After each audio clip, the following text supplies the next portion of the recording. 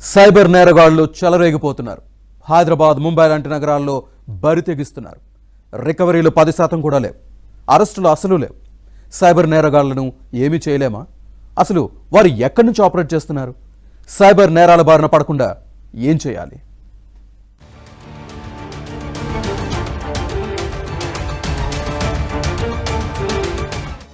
దేశంలోనే cyber నేరాలలో top 5 లో ఉన్న తెలంగాణలో బాధితులు ఈ ఏడాది ఏకంగా 1866 కోట్లు పోగొట్టుకున్నారు. రికవరీలు మాత్రం పట్టుమని 10% కూడా లేకుండా 176.71 కోట్లకు పరిమితమయ్యాయి. ఈ ఏడాది సైబర్ నేరాలపై మొత్తం 1,14,174 ఫిర్యాదులు అందాయి. గతేడాది ఈ సంఖ్య 91,652. గతేడాదితో పోలిస్తే ఈసారి సైబర్ నేరాలు 18% పెరిగాయని పోలీసులు స్పష్టం చేశారు. ఒక్క తెలంగాణలోనే రోజుకు సగటున 316 మంది బాధితులు 5.4 కోట్ల మేర నష్టపోతున్నారని నివేదికలో స్పష్టం చేసింది. ఈ ఏడాది సైబర్ నేరాలలో అత్యధికంగా షేర్ మార్కెట్ మోసాలున్నాయని, ఆ తరువాతి స్థానాలలో పార్ట్ టైం ఉద్యోగాలు, డిజిటల్ అరెస్ట్, నకిలీ కస్టమర్ కేర్ సర్వీసులు, క్రెడిట్ కార్డ్ మోసాలు నమోదైనట్లు వెల్లడించారు పోలీసులు. Only mule account holders, they are the ones who are withdrawing money.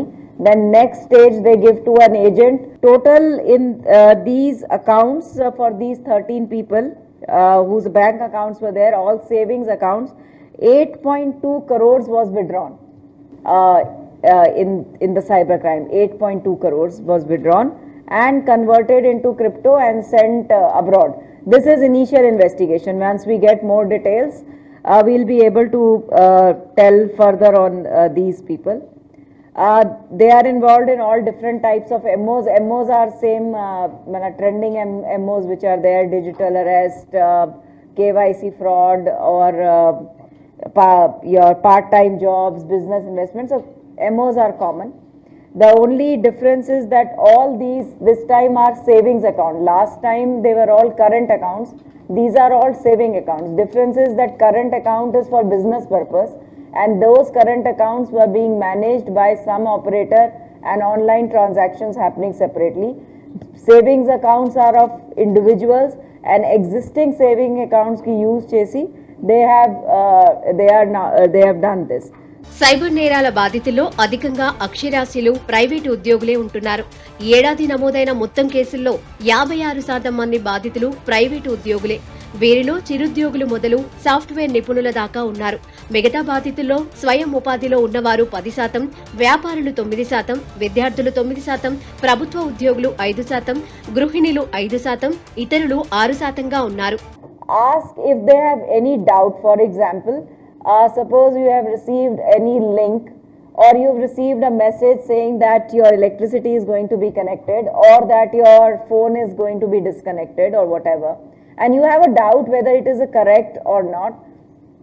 You can call on 1930 and press 4 for a desk which is created in our bureau. Like to popularize to the public to, if they have any doubts when they received any kind of an attempt on cybercrime is being made on them, they can, or if you have got a letter or somebody calls up that we are from CBI or Mumbai police or Delhi police or Telangana police or any police, and that you are going to be arrested, kind of thing.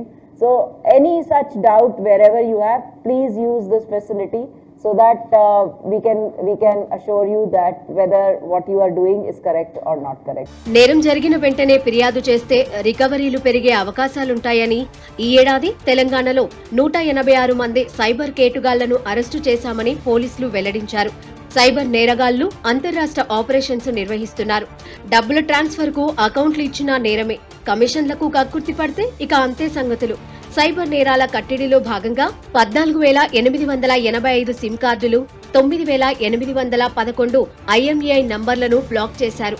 1,825 నకిలీ వెబ్సైట్లను తొలగించేలా కృషి చేశారు తెలంగాణ పోలీసులు.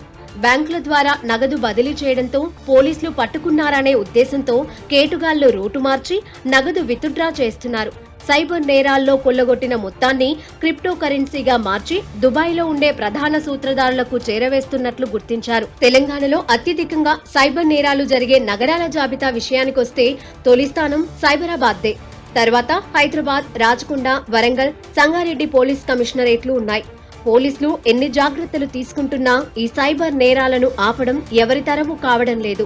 Cases అంటే ఇప్పుడు trending ఫ్రాడ్స్లో ఏవైతే ఉన్నాయో business investment కానీ, stock investment కానీ, అట్లాగే digital arrest, fake kidnapping scenario, ఇవన్నీ కూడా కంబోడియా నుంచి ఆరిజినేట్ అవుతున్నాయి.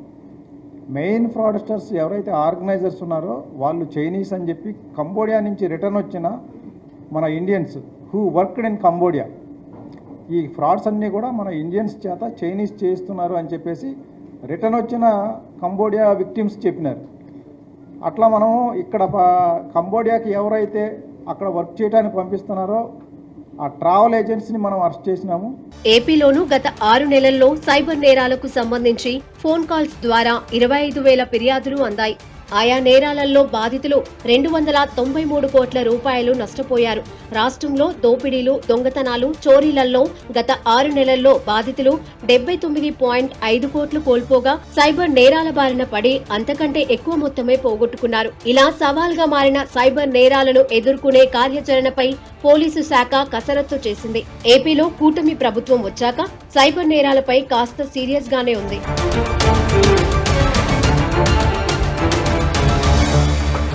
ఇటు కర్ణాటకలోనూ సైబర్ కేటుగాళ్లు చెలరేగిపోతున్నారు. 641 మందిని డిజిటల్ అరెస్టు చేసి కోట్లు కొల్లగొట్టారు. వీటిలో రికవరీ రేటు 8% కూడా లేదు. మామూలు దొంగలు దొంగతనాలు చేస్తే అరెస్టు చేసి తిన్నది కూడా కక్కిస్తున్నారు. కానీ సైబర్ నేరగాళ్లను మాత్రం ఏమీ చేయలేకపోతున్నారు. ఎందుకంటే నేరగాళ్లు ఏ దేశంలో ఉంటారో ఎవరికీ తెలియదు. బ్యాంక్ అకౌంట్లను కమిషన్లకు ఆశపడి ఇచ్చిన వారు మాత్రం బుక్ అయిపోతున్నారు.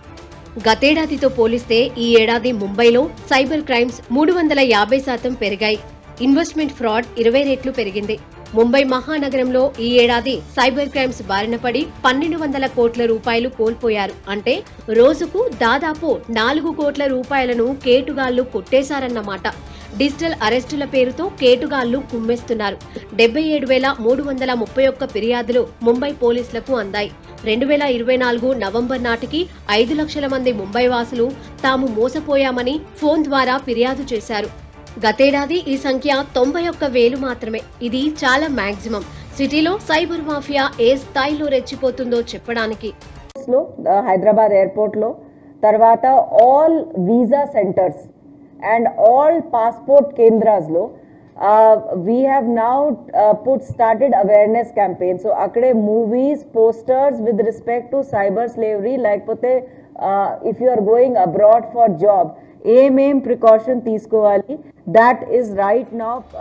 సైబర్ నేరాలను వ్యక్తుల అప్రమత్తతతోనే అరికట్టవచ్చు. ముఖ్యంగా డిజిటల్ అరెస్ట్ అనే పదమే చట్టంలో లేదు. ఎవరైనా మిమ్మల్ని డిజిటల్ అరెస్ట్ చేస్తున్నామని ఫోన్ చేస్తే అది ఖచ్చితంగా ఫేక్ అని గుర్తించాలి. సిబిఐ, సిఐడి అనో మరో ఇతర దర్యాప్తు సంస్థలు గాని డబ్బులు అడిగితే ఖచ్చితంగా అది మోసమే. వాట్సాప్ గ్రూప్లలో అనవసర ఫార్వర్డ్ మెసేజ్లు, అనవసర లింక్స్ పెడితే రెస్పాండ్ అవ్వకూడదు. బ్యాంకు ఖాతాల వివరాలు, ఓటీపీల గురించి అడిగితే చెప్పవద్దు. అపరిచితులతో ఆన్లైన్లో పరిచయాలు వద్దు. ఆన్లైన్లో ఎవరైనా మోసం చేస్తున్నారన్న అనుమానం వస్తే వెంటనే పోలీసులకు ఫిర్యాదు చేయాలి.